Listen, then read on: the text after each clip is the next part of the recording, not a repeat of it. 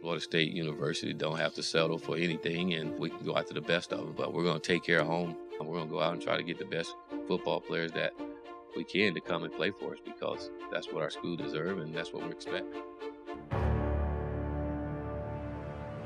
Willie Taggart knew how difficult it would be to save the 2018 FSU recruiting class. Signing top talent is vital in college football, and the December coaching change put Florida State at a distinct disadvantage. With just a couple months remaining, FSU's class was ranked 64th and had just 8 total commits.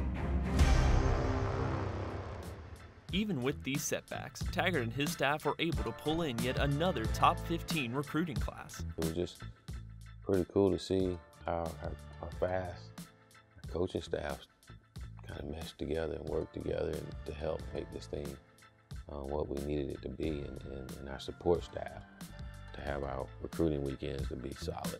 For many of these student athletes, signing day represents the culmination of some of the most stressful moments of their lives.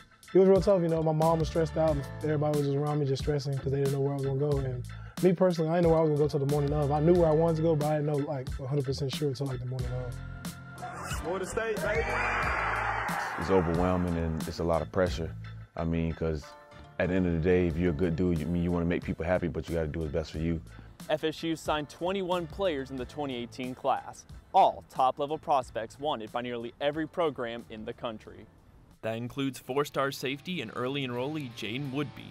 Woodby hails from California and was one of the first high-profile commits of the Taggart era.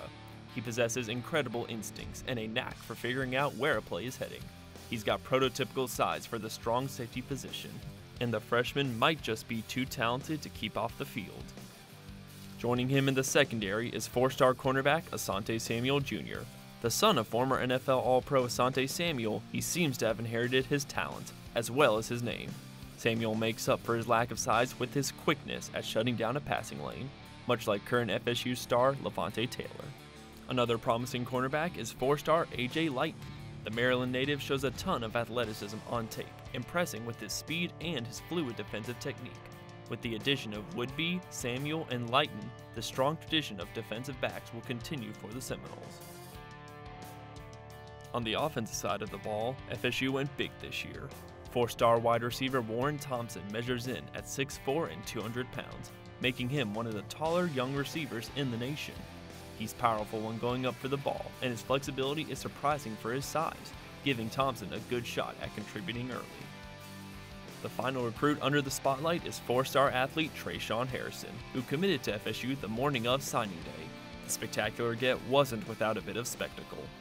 He had me fooled. You know, I talked to him the night before, and then he pulled out all these other different things. I'm like, you gotta be kidding me. Stranger things have happened on signing day, so.